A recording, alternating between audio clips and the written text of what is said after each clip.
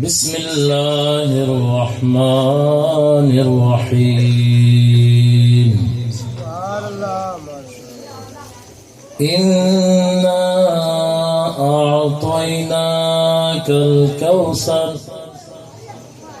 صدق اللہ مولانا العظیم وبلغنا رسوله النبی الکریم الامین ونحن ولا ذلك لمن الشاهدين والشاكرين والحمد لله رب العالمين ببركة إن الله وملائكته يصلون على النبي يا أيها الذين آمنوا صلوا عليه وسلموا تسليما بلند آواز سے درود و سلام پڑھیے اللہم صلی علی سیدنا و مولانا محمد وعلی آل سیدنا و اصحاب سیدنا و مولانا محمد وبارک وسلم سبحان ربک رب العزت عما یصفون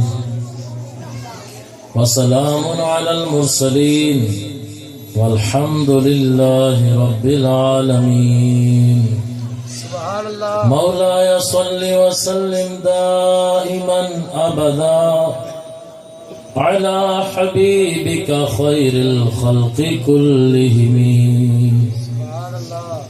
تاجدار دو عالم نور مجسم شاہ بنی آدم صلی اللہ علیہ وسلم کا فرمان عالی شان ہے تم اپنی محفلوں کو مجھ پر درود پڑھ کے آراستہ کرو کیونکہ تمہارا درود پڑھنا کل قیامت کے دن تمہارے لیے نور ہوگا بلند آواز سے ایک بار پھر درود پاک پڑھیں اللہم صلی علی سیدنا و مولانا محمد عدد ما فی علم اللہ صلاة دائمة بدوام ملک اللہ ایک بار پھر نبی اور آل نبی پہ درود پڑھی اللہم صلی علی سیدنا و مولانا محمد عدد ما فی علم اللہ صلاة دائمة بدوام ملک اللہ اللہ رب العالمین کے کروڑ ہا کروڑ احسانات کے اس نے ہمیں اپنے پیارے محبوب ہم سب کے آقا و مولا تاجدار مدینہ صلی اللہ علیہ وسلم کے ذکر کی محفل سجانے کی سعادت بخش بہت بڑی یہ سعادت ہے جس کے بھی شعر پڑھ رہے تھے ہمارے بھائی غلام ربانی صاحب کہ محبوب کی محفل کو محبوب سجاتے ہیں آتے ہیں وہی جن کو سرکار بولا سمجھیں آپ سب ہم سب سرکار کے مہمان ہیں ان کے ذکر کی محفل میں حاضر ہیں اور جس طرح جسم کو غذا کی حاجت ہوتی ہے کھانا نہ کھائیں تو ویسے ڈھیلے سے ہو جاتے ہیں روزے میں عصر کے بعد بالکل ہی طاقت کم ہو جاتی ہے تو وہ جسمانی غذا جسم کے لیے لیکن روح کی غذا کے لیے ذکر اللہ اور ذکر رسول پاک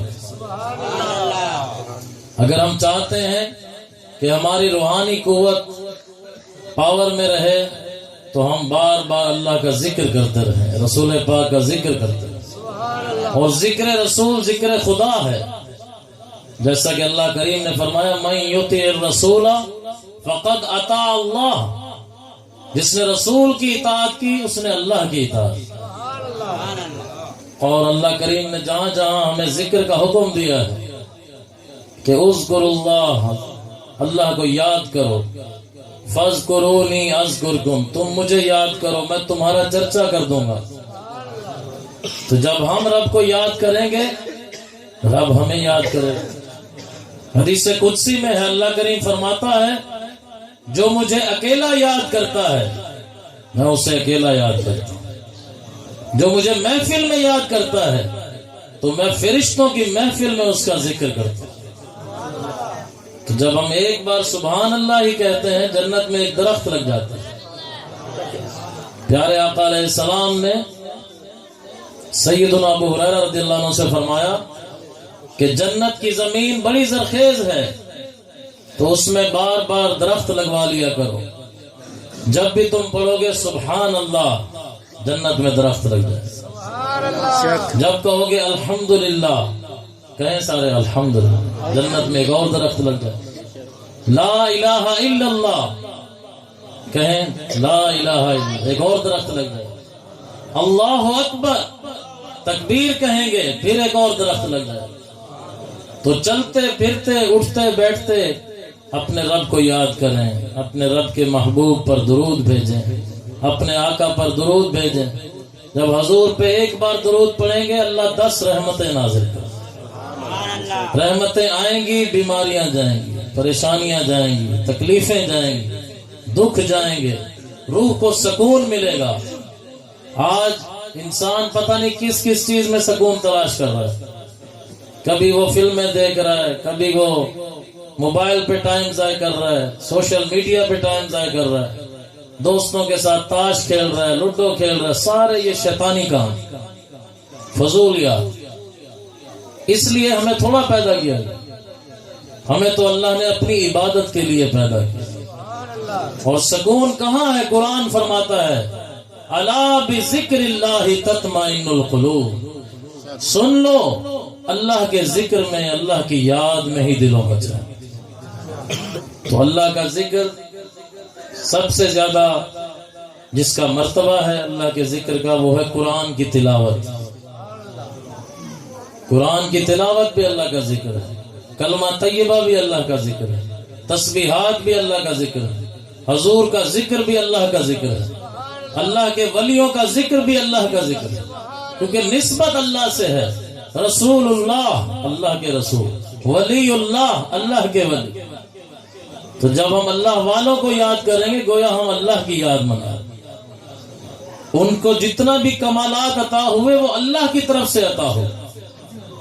تو قرآن کریم جب پڑھیں گے ہم تو اس کی ایک ایک آیت میں حضور صلی اللہ علیہ وسلم کی نعت بیان کی گئی۔ شیخ عبد الحق محدث دہلوی علیہ رحمت اللہ القوی فرماتے ہیں کہ الحمد سے لے کر والناس تک پورا قرآن اللہ کے محبوب کی نعت پاک، ایک ایک آیت میں اللہ نے اپنے حبیب کی شان بیان کی۔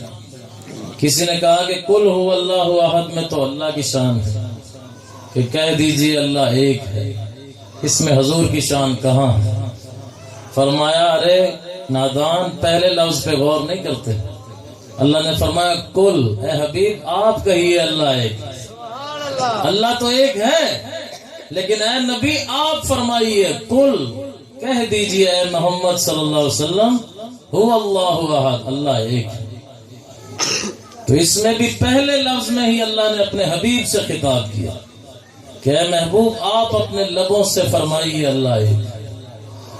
کل کہہ کے اپنی بات بھی لب سے تیرے سنی، فرمان تو اللہ کا ہے قرآن، لیکن اللہ کہہ رہا ہے حبیب آپ فرمائیے، فرمان میرا ہے لیکن آپ اپنی زبان سے پڑھیے۔ کل کہہ کے اپنی بات بھی لب سے تیرے سنی، اللہ کو ہے اتنی تیری گفتگو پسند۔ اور دیکھیں قرآن میں 114 صورتیں، اللہ کا کلام ہے نا قرآن کا، لیکن صورتوں کے نام کیا ہیں؟ مکی صورت، مدنی صورت۔ کیا اللہ کو کوئی مکی مدنی کہہ سکتا؟ نہیں کہہ سکتا، کیونکہ مکی کا معنی مکے میں رہنے والا، مدنی کا معنی مدینے میں رہنے والا۔ صورتیں قرآن کی، کلام اللہ کا، نام اللہ کے محبوب کا، کہ یہ مکی صورت ہے، یہ مدنی صورت۔ یہ صورتوں کے نام رکھ کے اللہ کریم نے ہمیں بتایا کہ مجھے اپنے محبوب سے اتنی محبت ہے، کلام میرا ہوگا، نام میرے مصطفیٰ کا ہوگا۔ کلام اللہ کا ہے، صورت مکی ہے، مدنی ہے۔ جب تک حضور مکی تھے قرآن بھی مکی کہلا رہا، جب حضور ہجرت کر کے مدنی بن گئے تو قرآن بھی مدنی ہو گئی۔ تو قرآن کی صورتیں مکی مدنی ہیں۔ ہم حضور کو عرض کرتے ہیں در پہ بلا لو مکی مدنی، بگڑی بنا دو مکی مدنی۔ تو قرآن میں جگہ جگہ حضور کی شان۔ ابھی جو میں نے خطبے میں آیت تلاوت کی، صرف ایک آیت سورۃ الکوثر۔ سورۃ الکوثر قرآن مجید کی سب سے چھوٹی سورت، بظاہر 3 آیتیں ہیں، سورہ بقرہ شریف سب سے بڑی سورہ، پہلا پارہ پورا، دوسرا تیسرے میں جا کے ختم ہو۔ اور حضرت عبداللہ ابن عباس رضی اللہ تعالیٰ عنہما جو مفسر قرآن ہیں، بلکہ مفسرین کے سردار ہیں، کیونکہ آپ نے تفسیر خود نبی کریم سے سیکھی۔ آپ کے چچا کے بیٹے ہیں حضرت عباس اور حضرت حمزہ، یہ دو چچا ہیں حضور کے جو صاحب ایمان ہوئے، اور جن کے بارے میں خطبے میں ہم کہتے ہیں المطہرین من الادناس الحمزہ والعباس۔ حضرت حمزہ کا مزار احد شریف پہاڑ کے پاس ہے، جہاں دیگر شہداء احد بھی دفن ہیں۔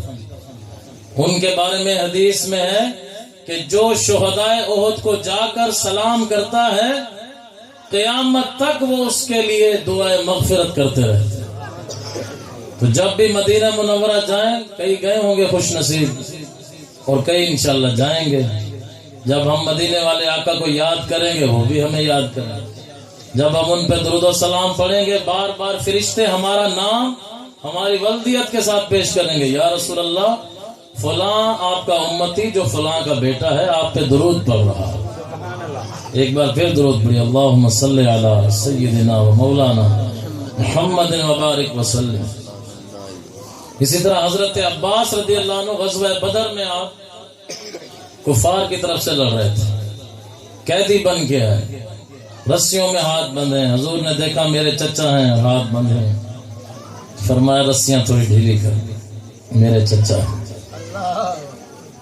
پھر جب قیدیوں سے فدیہ لے کر رہا کرنے لگے، حضرت عباس کی باری آئی، حضور نے فرمایا کہ اپنا فدیہ دیں، آپ بھی آزاد ہو جائیں، واپس چلے جائیں۔ کہنے لگے میرے پاس تو کچھ ہے ہی نہیں، میں کہاں سے دوں؟ نبی کریم علیہ السلام نے فرمایا جب آپ اس جنگ کے لیے آ رہے تھے تو اپنی زوجہ کو آپ نے سونے کی ایک اینٹ دی تھی۔ اس وقت یا آپ تھے دینے والے، آپ کی زوجہ تھی لینے والی، تیسرا کوئی نہیں تھا۔ اللہ نے وحی کے ذریعے مجھے بتا دیا ہے، تو وہ اینٹ کب کام آئے گی؟ منگوائیں اور فدیہ دے کے آزاد ہو جائیں۔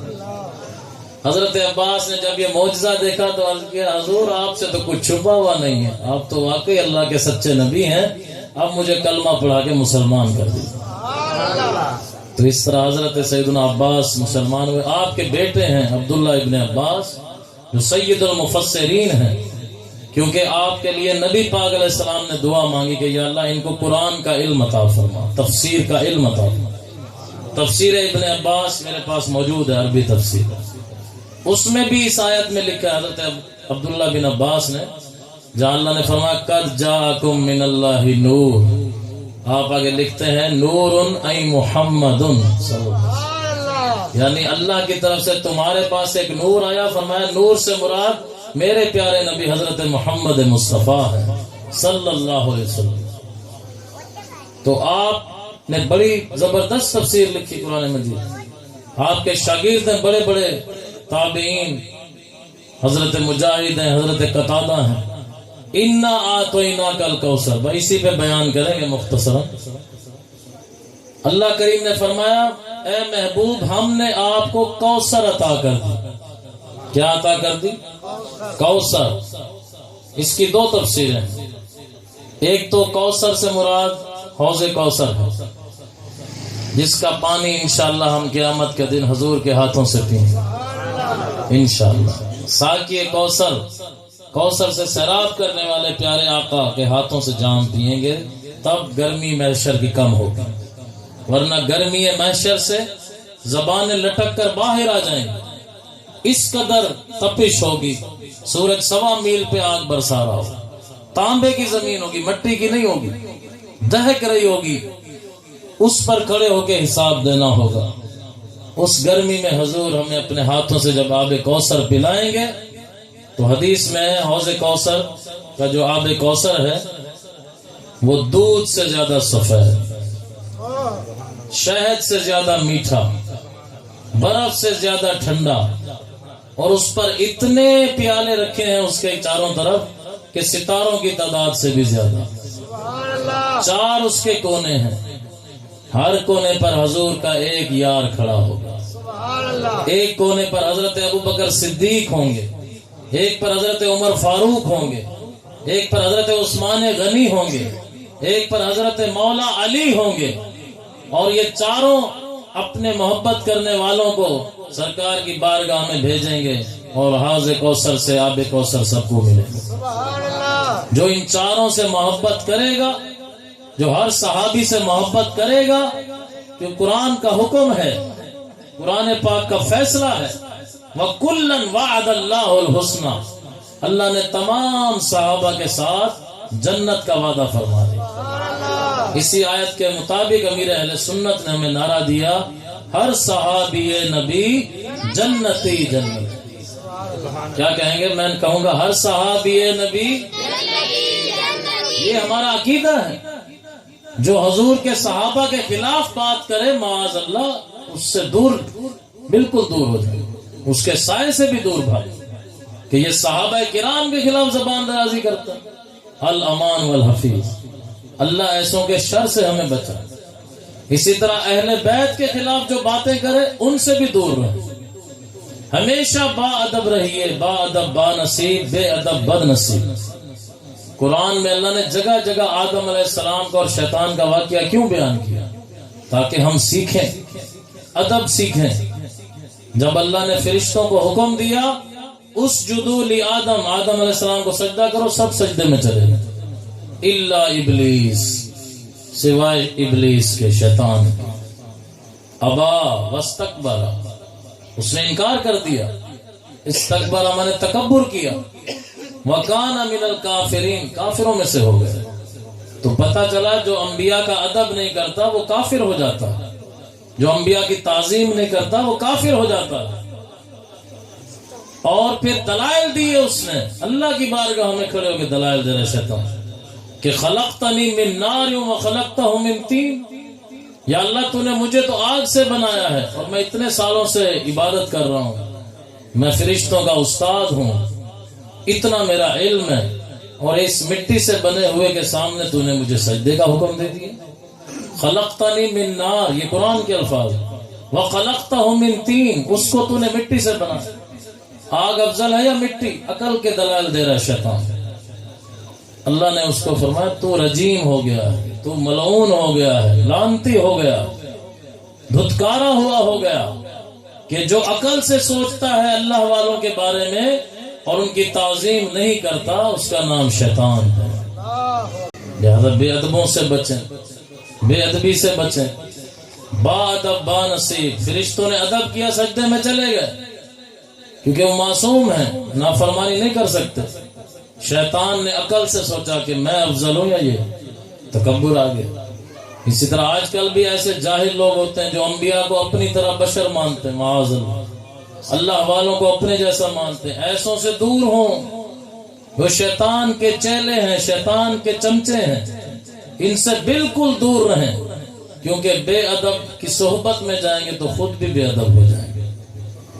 اب کوئی با ادب ہوتا ہے لڑکا، ہم کہتے ہیں بیٹا اس کے ساتھ بیٹھا کرو، یہ اچھا اسٹوڈنٹ، اس کے ساتھ پڑھائی کیا کرو، اس کے ساتھ باہر جایا کرو، تاکہ تمہاری عادتیں بھی اچھی ہیں۔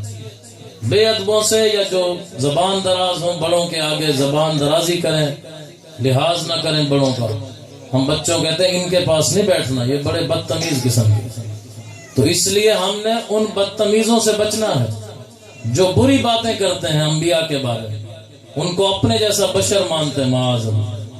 حالانکہ انبیاء معصوم ہیں اور فرشتے بھی معصوم، ان کے علاوہ تیسرا کوئی ایسا گروہ نہیں جو معصوم ہے۔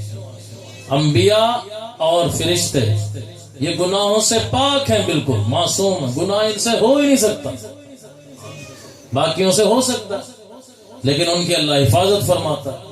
اور ہم جو عام انسان ہیں، ہم گناہ بھی کرتے ہیں، نیکیاں بھی کرتے ہیں، تو ہم کہاں وہ کہاں، ہم زمین پر وہ عرش پر، زمین اور آسمان کا آپس میں کیا مقابلہ۔ اللہ والوں کی شان بہت بلند و بالا ہے، اور جو بے ادب ہے وہ بد نصیب ہے جو ان کو اپنے جیسا سمجھتا ہے۔ اللہ ایسوں کے شر سے ہمیں بچا۔ تو قرآن نے فرمایا انا اعطیناک الکوثر، اے حبیب ہم نے آپ کو کوثر عطا کر دیا۔ ایک تفسیر میں نے عرض کر دی، دوسری تفسیر ہے الکوثر ای الخیر کلہ، اس کا معنی ہے اللہ نے تمام بھلائیاں اپنے حبیب کو عطا کر دی، تمام بھلائیاں۔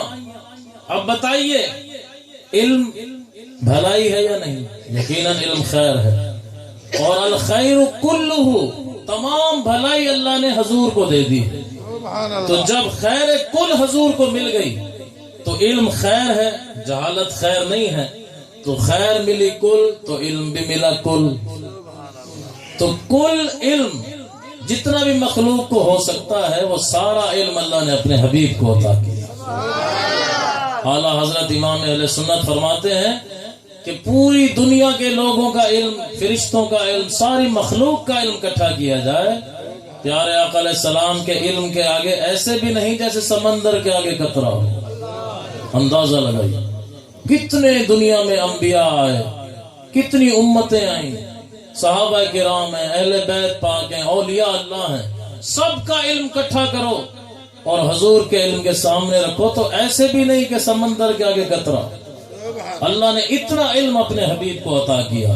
قرآن میں فرمایا الرحمن علم القرآن، رحمان نے خود اپنے حبیب کو قرآن سکھایا۔ سبحان اللہ۔ الرحمن علم القرآن خلق الانسان، انسانیت کی جان محمد کو پیدا کیا۔ سبحان اللہ۔ علمہ البیان، ما کان و ما یکون کا علم اپنے حبیب کو سکھا دیا۔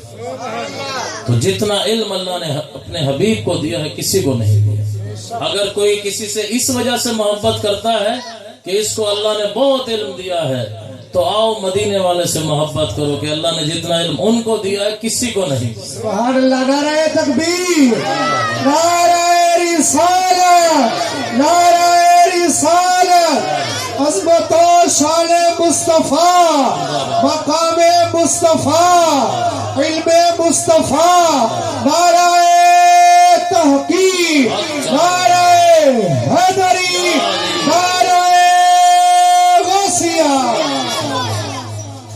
اور اگر کوئی کسی سے اس لیے محبت کرتا ہے کہ یہ بڑا حسین ہے تو خیر ملی کل، اس کلیے کو یاد رکھیں کہ اللہ نے اپنے حبیب کو خیر کثیر دے دی ہے، خیر کل دے دی ہے۔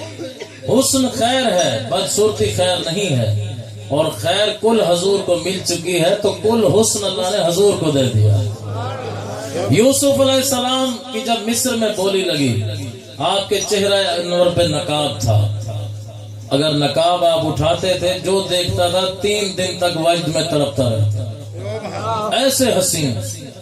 آپ سامنے سے گزرے، مصر کے بڑے بڑے وزراء کی، وزیروں کی، مشیروں کی بیویاں بیٹھی ہیں، زلیخا نے ان کی دعوت کی، ہاتھوں میں پھل بھی ہیں، چھریاں بھی ہیں۔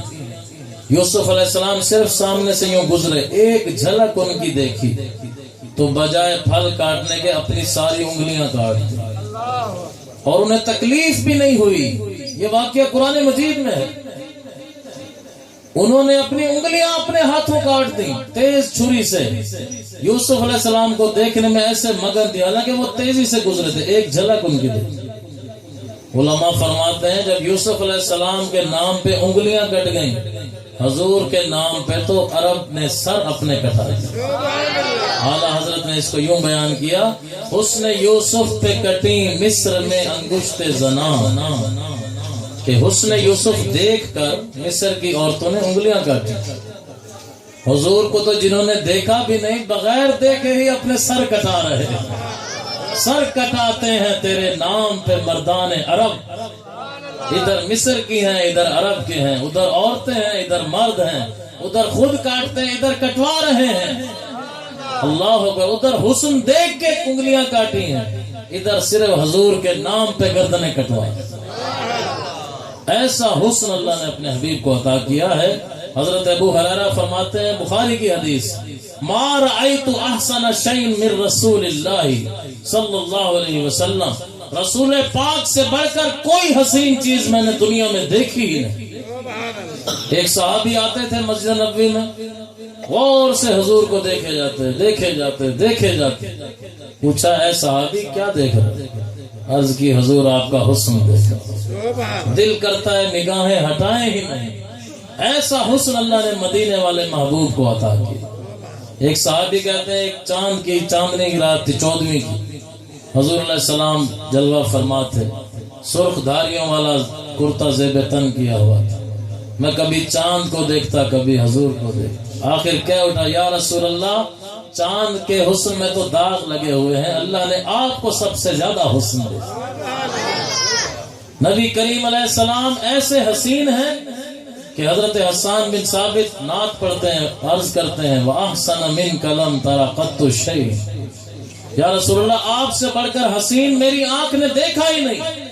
وَأَجْمَلَ مِنْكَ لَمْ تَلِدِ النِّسَاءُ، کیونکہ آپ سے بڑھ کر حسن و جمال والا کسی ماں نے جنا ہی نہیں ہے.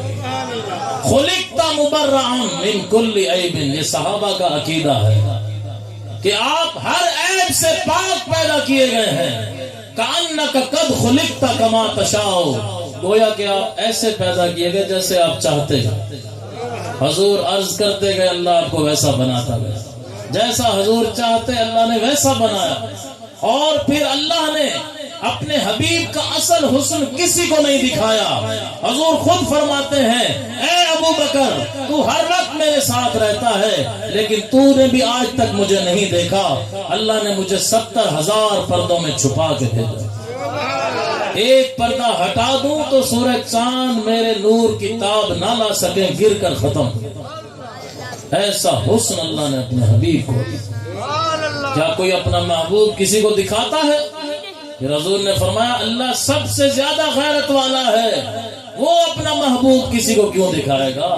میری حقیقت میرے رب کے سوا کوئی نہیں جانے. میرا اصل حسن صرف میرے رب نے دیکھا ہے. اگر میں ایک پردہ اٹھا دوں فرشتوں کا سردار جبرائیل جل کر آگے. جب آپ پردہ ہٹا کر بیٹھتے تھے جبرائیل امین وہی لے کے آ رہے ہوتے دور سے رک جاتے، عرض کرتے یا اللہ اپنے حبیب سے فرما کے پردہ اوپر کر لیں تاکہ میں خدمت میں حاضری تو دے سکوں. جو نور سے بنائے گئے فرشتے ہیں ان کا سردار بھی مدینے والے کے نور کی تاب نہیں لا سکتا. معراج کی رات سدرۃ المنتہا کے آگے جبرائیل کیوں نہیں گئے؟ علماء فرماتے ہیں آگے حضور نے اپنا اصل روپ دکھانا تھا، اس لیے جبرائیل امین نے کہا ایک قدم بھی آگے گیا تو پر جل جائیں گے، میں آج تک اس سے آگے نہیں گیا. تو ایک ہے حقیقت مصطفیٰ، وہ تو اللہ کے علاوہ کوئی جانتا ہی نہیں. ایک ہے نورانیت مصطفیٰ، اس کے کبھی کبھی جلوے حضور اپنے صحابہ کو دکھاتے تھے. اندھیری رات ہے، چراغ جل رہا ہے، اماں عائشہ کپڑا سی رہی ہیں اور اتنے میں ہوا کا جھونکا آیا، چراغ بجھ گیا، سوئی نیچے گر گئی. آپ اندھیرے میں دیکھ رہی ہیں. حضور اندر آئے، پوچھا اے عائشہ اندھیرے میں کیا ڈھونڈ رہی ہو؟ عرض کی حضور سوئی گر گئی ہے. فرمایا اندھیرے میں کیسے ملے گی؟ اور مسکرا پڑے. دانتوں سے ایسا نور نکلا پورا کمرہ جگمگانے لگا. اس نور میں گم شدہ سوئی اماں عائشہ نے تلاش. ایک صحابی کے سر پہ آپ نے ہاتھ رکھا، وہ صحابی کہتے ہیں کہ میرے سر پر جہاں حضور نے صرف ہاتھ ایک بار رکھا تھا، جب ہمارے گھر اندھیرا ہوتا ہے میں سر سے ٹوپی اور امامہ اتارتا ہوں پورا گھر نور سے چمکنے لگ جاتا ہے. ایک غریب بظاہر غریب صحابی تھا، بچیوں کی شادی کرنی تھی، رخصتی تھی ان کی اور خوشبو کی حاجت تھی. حاضر بارگاہ رسالت ہوئے، حضور علیہ الصلوۃ والسلام آرام فرما رہے تھے، شیشی لے کے آئے تھے. حضور اٹھے تو پوچھا کیسے آنا ہوا؟ عرض کی حضور خوشبو لینے آیا. حضور جب آرام کرتے تھے پسینہ آ جاتا تھا، جب وہی آتی ماتھے پہ پسینہ آ جاتا تھا. اس وقت بھی حضور کو پسینہ آیا ہوا تھا، اپنے بازوؤں کا پسینہ یوں ہاتھ پھیر کے ان کی شیشی میں ٹپکا دیا. فرمایا جاؤ اس سے اچھی خوشبو اللہ نے نہیں بنائی. انہوں نے اور خوشبوئیں مکس کی، جو بھی خوشبوئیں لائے، کسی خوشبو کی کیا ضرورت کہ پسینہ مصطفیٰ کے آگے اتنا. جس گھر میں وہ پسینہ مصطفیٰ گیا، اللہ اکبر، پورے مدینے میں وہ گھر خوشبوؤں والا گھر مشہور ہو گیا. بیت المطیبین، خوشبودار لوگوں کا گھر مشہور ہو گیا. انہوں نے دلہن کو وہ خوشبو لگائی اور حضور کے پسینہ مبارک کی برکت سے ان کا جسم اور کپڑے مہکنے لگے. خود صحابہ کہتے ہیں کہ جب ہمیں حضور کو ڈھونڈنا ہوتا ہم حضور کی خوشبو سونگتے سونگتے حضور تک پہنچ جاتے. جس رستے سے میرے آقا گزرے ہیں وہ رستے آج بھی مہک رہے ہیں اور جن کو اللہ نے یہ نظر بصیرت عطا کی ہے وہ جا کر حضور کے جلوے بھی دیکھتے ہیں، حضور کی خوشبو بھی سنتے ہیں جہاں حضور نے جہاد میں حصہ لیا۔ پیارے آقا علیہ السلام سے اگر کوئی کسی حسین سے محبت کرتا ہے حسن کی وجہ سے، تو پیارے آقا سے بڑھ کر کوئی حسین نہیں۔ آؤ مدینے والے سے محبت کرو۔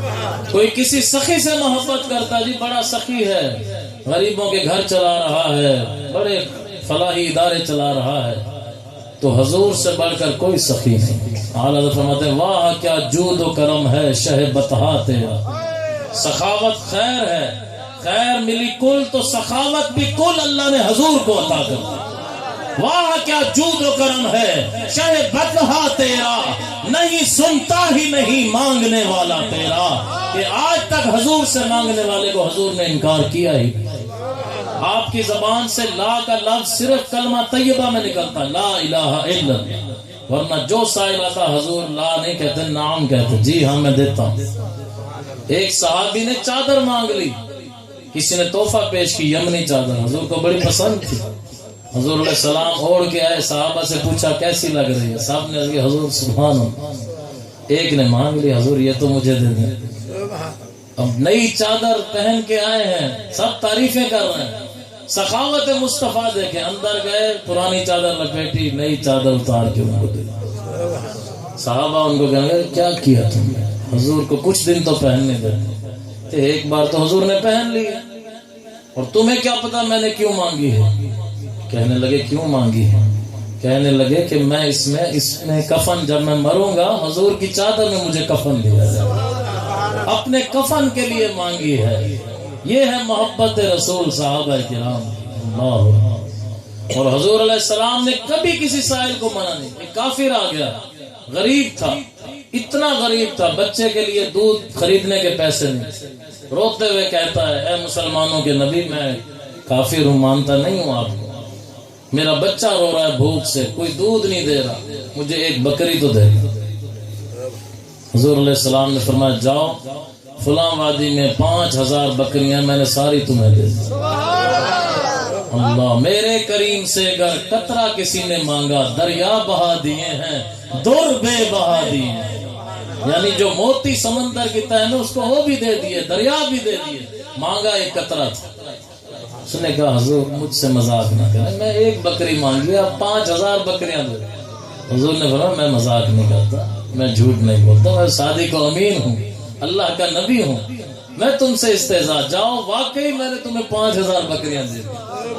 اسے یقین نہیں آ رہا تھا، گیا جا کر بکریاں لی، اپنے قبیلے کی طرف گیا، اونچے ٹیلے پہ کھڑے ہو کے آواز لگائی او لوگوں کہاں تم غفلت میں پڑے ہو، مسلمانوں کے نبی اتنے سخی ہیں، میں نے ایک بکری مانگی ہزاروں بکریاں دے دی، جاؤ ان کے در پہ جاؤ، جو مانگنا ہے مانگو۔ وہ یہ نہیں دیکھتے کافر ہے مانگنے والا مسلمان ہے، میرا غلام ہے یا دشمن ہے، جو مانگتا ہے وہ عطا کرتے ہیں، کہ ان کے رب نے فرمایا ہے وَأَمَّا السَّائِلَ فَلَا تَنْهَرْ، کہ اے محبوب جو بھی سائل آئے جو بھی مانگے آپ نے عطا کرنا، کسی کو جھڑکنا نہیں ہے، کہ زمین و آسمان کے خزانے ان کی کنجیاں اللہ نے آپ کے در اقدس پہ بھیج دی۔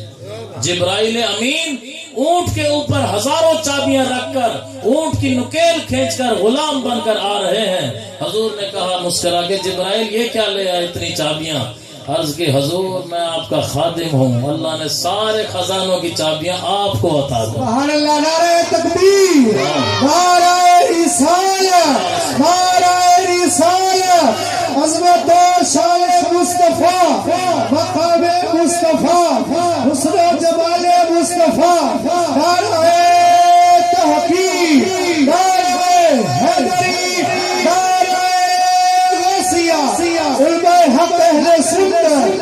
کافر نے جب اعلان کیا اس کا سارا قبیلہ حضور کے در پہ گیا، سب نے کلمہ پڑھ کر اسلام قبول کیا۔ حضور کی بکریاں پہنچے اور ان کو ایمان نہ، اللہ نسبت ہو گئی نا بکریوں، حضور کی بکریاں جب وہاں گئیں دودھ پیا، سب کے دلوں میں ایمان جاگا، سب آ کر کلمہ پڑھتے گئے مسلمان۔ ایک عیسائی کرسچن کھڑا ہو گیا جلسے میں، حضور غزالی زمان بیان کر رہے تھے، کاظمی شاہ صاحب، بس یہ واقعہ بیان کر کے پھر بیان کو اختتام کی طرف لاتے ہیں۔ اس نے کہا کہ آپ اپنے نبی کی بڑی شان بیان کرتے ہیں، ہمارا جو کرسچن تھا حاتم تائی قبیلہ تھا، حالانکہ حاتم تائی کے بیٹے مسلمان ہو گئے تھے، صحابی تھے، عدی بن حاتم، ان کی بیٹی بھی مسلمان ہو گئی تھی، لیکن انہوں نے حضور کا زمانہ نہیں پایا تھا۔ بہرحال وہ کہنے لگا حاتم تائی کے گھر کے 40 دروازے تھے، اگر ایک سائل ہر دروازے سے آتا، پہلے دروازے سے آتا بھیک مانگتا، حاتم تائی دیتا، دوسرے سے آتا دیتا، یہ نہیں کہتا وہ ہونتے لے کے گیا پھر آ گئے مڑ کے، یہ نہیں کہتا، جھڑکتا نہیں تھا، دوسرے دروازے سے بھی دیتا، تیسرے سے بھی دیتا، چوتھے 40 دروازے تھے سب سے دیتا تھا۔ تمہارے نبی کی ایسی کوئی ہے کہ ان کے گھر کے 40 دروازے ہوں یا 50 ہوں یا 100 ہوں اور ایک ہی سائل بار بار آئے اور وہ دیتے رہیں؟ یہ آبجیکشن کیا، اعتراض کیا اس کرسچن کہ ہمارے حاتم تائی کی اتنی سخاوت۔ حضور غزالی زماں کو اللہ نے بڑا علم دیا ہے، بھی سید حضور کی آل ہے، مزار ہے آپ کا ملتان شریف عیدگاہ چوک، ارشد سید کاظمی صاحب کے والد محترم۔ سبحان اللہ۔ تو آپ فرمانے لگے ارے حاتم تائی تو بیچارہ بخیل تھا، سخی کہاں تھا؟ کہتے ہیں جی ان کی سخاوت کی مثالیں دی جاتی ہیں۔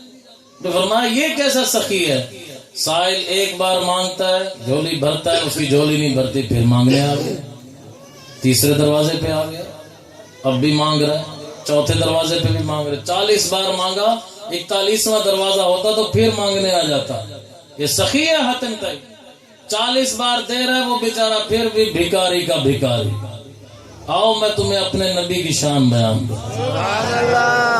میرے پیارے آقا کے پاس حضرت ربیہ اسلمی آئے، تہجد کا وقت ہے، حضور کو وضو کروا رہے ہیں، دریائے رحمت جوش میں آیا، مطلقاً فرمایا سل ربیہ، ربیہ تمہاری خدمت نے مجھے خوش کر دیا، مانگو کیا مانگتے ہو، مانگو کیا مانگتے ہو، جو مانگنا ہے مانگ لو، دنیا کی دولت، آخرت کی دولت، دنیا کا کوئی مقام، آخرت میں کوئی مقام، اللہ نے زمین و آسمان کے خزانوں کی کنجیاں میرے ہاتھ میں دی ہیں، جو مانگنا ہے مانگ لو۔ عرض کیا یا رسول اللہ اسألک مرافقتک فی الجنہ، جیسے دنیا میں آپ کی خدمت کر رہا ہوں جنت میں بھی آپ کے ساتھ رہوں۔ حضور نے یہ نہیں فرمایا کہ میں دعا مانگوں گا اللہ نے جنت دے دی تو ٹھیک، حضور نے یہ نہیں فرمایا، کیونکہ حضور تو جنت تقسیم کرنے آئے، اپنے بیٹے شہزادے امام حسن کو، امام حسین کو جنتی جوانوں کا سردار بنا دیا، حضرت بی بی فاطمہ کو جنتی عورتوں کا سردار بنا دیا، حضرت ابو بکر صدیق کو، عمر فاروق کو جنتی بوڑھوں کا سردار بنا دیا۔ خود مالک جنت ہیں، قاسم نعمت ہیں، بخاری میں ایک جگہ نہیں 20 جگہ یہ حدیث ہے، انما انا قاسم واللہ یعطی، اللہ عطا کرتا جاتا ہے میں مصطفیٰ تقسیم کرتا جاتا ہوں، جس کو جو نعمت ملی ہے مدینے والے کے در سے ملی۔ حضرت ربیہ سے مطلقاً پوچھا جو مانگنا ہے مانگو، اور پھر فرمایا ٹھیک ہے ہم نے تجھے جنت عطا کر دی، اور کچھ مانگ۔ ربیہ نے عرض کیا حضور ایک ہی بار اتنا دے دیا ہے، اب مانگنے کو کوئی جی نہیں چاہ رہا۔ اور غزالی زمانے نے فرمایا دیکھا صحابی رسول آئے ہیں جنت مانگ رہے ہیں، حضور نے منع نہیں کیا، ایک ہی بار اتنا دیا جھولی بھر گئی، فرمایا پھر مانگ، کہتے بس حضور اتنا دے دیا مانگنے کو دل نہیں کرتا۔ حاتم تائی کے دروازے پہ ایک بار آیا مانگا، دل نہیں بھرا، پھر مانگنے آ گیا، پھر مانگنے آ گیا۔ یہ سخاوت ہے، سخاوت تو میرے آقا کی ہے، ایک بکری مانگنے آیا 5000 بکریاں دے دی، اللہ صدیق کو صداقت دے دی، فاروق کو عدالت دے دی، عثمان کو سخاوت دے دی، علی کو شجاعت دے دی، جس کو جو چاہتے ہیں دیتے ہیں۔ ایک صحابی کو دعا دی کہ اللہ تیرا چہرہ تر و تازہ رکھے، 100 سال ان کی عمر ہو گئی، چہرہ ایسے جیسے 15 سال کے لگے۔ اولاد کی برکت کی دعا دے دی، کہتے ہیں میرے بیٹے بیٹیاں پوتے پوتیاں نواسے نواسیاں 300 سے زیادہ ہو گئے، ان کے نام مجھے یاد نہیں رہتے تھے، اللہ نے اتنی برکت دی۔ حضور جس کو جو دعا، حضرت عثمان غنی کو ایک تھیلا دیا، اس میں 2-3 کلو گندم ڈالی، لیکن فرمایا جب تک گندم نکالتے رہو گے ختم نہیں ہوگی۔ آپ کہتے ہیں میں نے ہزاروں من گندم بیچ میں سے نکالی، ختم نہیں ہوئی، تھیلا گم ہو گیا، گندم ختم نہیں ہوئی۔ ایسا حضور عطا فرماتے ہیں کہ پھر دوبارہ مانگنے کی حاجت نہیں رہتی۔ اللہ کریم عز و جل ہم سب کی حاضری قبول فرمائے، حضور تاجدار مدینہ صلی اللہ علیہ وسلم کی سچی محبت نصیب فرمائے۔ وآخر دعوانا الحمدللہ۔ کی خدمت میں ایک کرسچن آیا، عیسائیوں کا پادری، کہنے لگا کہ تمہارے نبی کی حدیث ہے علماء امتی کا انبیاء بنی اسرائیل، کہ میری امت کے جو علماء ہیں بنی اسرائیل کے انبیاء کی طرح، اور بنی اسرائیل کے انبیاء میں عیسیٰ علیہ السلام جو مردوں کو زندہ کرتے تھے، تمہارے قرآن میں لکھا ہے عیسیٰ علیہ السلام کہتے ہیں انا احیی الموتى، کہ میں مردوں کو زندہ کرتا ہوں۔ حضور غوث اعظم نے فرمایا ہاں بے شک عیسیٰ علیہ السلام کا یہ معجزہ ہے اور یہ حدیث میرے پیارے نبی کی ہے۔ کرسچن پادری کہنے لگا کہ تمہارے نبی کے حدیث کو سچا تب مانوں گا جب تمہارے نبی کی امت میں سے کوئی عالم مردے کو زندہ کر کے دکھائے۔ اس وقت روئے زمین پر تم سب سے بڑے عالم ہو مسلمانوں کے، شیخ عبد القادر جیلانی، تو تم مردہ زندہ کر کے دکھاؤ تب مانوں گا کہ تمہارے نبی کی حدیث سچی ہے۔ حضور غوث اعظم نے فرمایا میرے نبی کی ہر حدیث سچی ہے، عبد القادر جیلانی کی جان قربان ہو ناموس مصطفیٰ پر، اے پادری چل میں پاؤں مار کے مردہ زندہ کر دوں گا اور اپنے نبی کی حدیث کو سچا ثابت کر۔ اس کو قبرستان میں لے گئے بازو سے پکڑ کر، بہت سے کرسچن بھی آ گئے، مسلمان بھی آ گئے، دوسرے مذہبوں والے بھی آ گئے، تماشا دیکھنے والے کئی آ گئے، کئی آپ کے عقیدت مند آ گئے کہ کرامت آج دیکھیں غوث پاک کی، ہمارے سامنے مردہ زندہ ہو، اور بہت پرانی قبر پہ وہ لے گیا جو ہزاروں سال پرانی تھی۔ حضور غوث اعظم کہنے لگا اس قبر کے مردے کو زندہ کریں پھر میں مانوں کہ تمہارے نبی کی حدیث سچی ہے۔ آپ نے ٹھوکر ماری اور فرمایا قم باذن اللہ، قبر شک ہو گئی، مردہ اٹھ کر کھڑا ہو گیا، کہنے لگا السلام علیکم یا شیخ عبد القادر جیلانی۔ پھر کہنے لگا کیا قیامت قائم ہو گئی؟ فرمایا نہیں، نبی پاک کی ایک حدیث کی صداقت ثابت کرنی تھی اس لیے تمہیں تکلیف دی ہے، بتاؤ تم کس نبی کے امتی؟ اس نے کہا میں حضرت دانیال علیہ السلام کا امتی ہوں، ان پر میں ایمان لایا تھا، اور ہمیں بھی حضرت دانیال علیہ السلام نے یہی کہا تھا کہ جو اللہ کے آخری نبی آئیں گے تو ہم سب ان کے امتی ہیں، ان کا کلمہ پڑھتے ہیں، جتنے نبی ہیں وہ بھی ان کا کلمہ پڑھتے ہیں۔ اگر تم بھی چاہتے ہو اے عیسائی پادری، عیسیٰ علیہ السلام جس نبی کا کلمہ پڑھتے ہیں اس محمد مصطفیٰ کا کلمہ پڑھو، کیونکہ اگلی دنیا میں ہر طرف حضور کی شان ہی شان ہے، جو حضور کا غلام ہے اس کے لیے جنت حلال ہے، جو حضور کا دشمن ہے وہ جہنمی ہے۔ نیکی کی دعوت دی، مردے کی زبان سے نیکی کی دعوت سن کر ہزاروں لوگ مسلمان ہو، حضور غوث اعظم کی یہ کرامت دیکھ کر ہزاروں لوگ مسلمان ہو گئے، وہ عیسائی پادری جو عیسائیوں کا عالم تھا وہ بھی مسلمان ہو گئے۔ تو ایسی شان اللہ نے حضور غوث اعظم کو دی ہے۔ ایک آپ کا مرید آیا عرض کرتا ہے حضور آج میرے ہاں آپ کی دعوت قبول فرما۔ تھوڑی دیر بعد دوسرا آیا، کہنے لگا جی آج کھانا شام کو میرے ہاں، فرمایا قبول۔ تیسرا آیا فرمایا قبول، چوتھا آیا فرمایا قبول، 70 مرید آئے، ایک ہی وقت کی دعوت، سب کی دعوت قبول کر۔ خلیفہ حیران حضور آج کس کے گھر جانا ہے؟ فرمایا 70 کے 70 کے گھر جانا ہے۔ اب جب عشاء میں سب ملے مغرب کے بعد آپ گئے سب کے گھر، ایک ہی وقت 70 مریدوں کے ہاں آپ تشریف لے۔ عشاء کے وقت وہاں لوگ اکٹھے ہوئے تو ایک نے کہا آج مغرب کے بعد غوث پاک میرے گھر آئے، اس نے کہا بھائی کیوں جھوٹ بولتا ہے، آج تو میرے گھر آئے۔ تیسرے نے کہا بھائی تم کیوں لڑ رہے ہو، آج تو غوث پاک میرے گھر دعوت پہ آئے۔ چوتھے نے کہا بھائی جان آپ تینوں کو خواب آیا ہوگا، میرے گھر آج عبد القادر جیلانی رحمت اللہ علیہ۔ کہتے لگے چلو حضور غوث اعظم کے خادم سے پوچھتے ہیں، ان کے پاس گئے، پوچھا آج غوث پاک کہاں گئے تھے؟ کہتے آج تو کہیں نہیں گئے، مغرب کے بعد گھر پہ گانا گایا۔ اتنے میں غوث پاک چاند سا چہرہ چمکاتے ہیں، کیوں پریشان ہو، آج میں سب کے گھر گیا تھا۔ اللہ نے اپنے ولیوں کو طاقت دی ہے، ایک وقت میں لاکھوں مقامات پہ جانا چاہیں جا سکتے۔ تو جب غوث پاک کی یہ شان ہے، آپ کے نانا جان کی کیا شان ہے، امام حسن کی شان کیا ہے، امام حسین کی شان کیا ہوگی کہ جن کا سر اقدس کٹ چکا ہے، نیزے پہ لگا ہے، پھر بھی تلاوت قرآن فرما۔ غوث پاک 40 سال تک عشاء کے وضو سے فجر کی نماز ادا فرما، حضور کے روضے پر گئے، حضور غوث اعظم اعلیٰ حضرت نے یہ فتاوی رضویہ میں لکھ لیا، عرض کی یا رسول اللہ آپ سب نبیوں کے سردار ہیں، آپ کا بیٹا عبد القادر جیلانی سارے ولیوں کا سردار ہے، میں آپ کی قبر پہ آیا ہوں، عربی میں نعت لکھی ہے، حضور میں نعت سناتا ہوں، نعت پڑھ رہے ہیں، آخری شعر میں عرض کرتے ہیں یا رسول اللہ اپنا ہاتھ قبر سے باہر نکالیے، عبد القادر جیلانی بوسہ دینا چاہتے ہیں۔ سارے لوگوں نے جاگتے ہوئے دیکھا کہ مکی مدنی آقا علیہ السلام نے روضہ انور سے ہاتھ نکالا، حضور غوث پاک نے ہاتھ کو چوما۔ یہ غوث پاک کی شان، اللہ کریم ہمیں اولیاء کی محبت نصیب فرمائے۔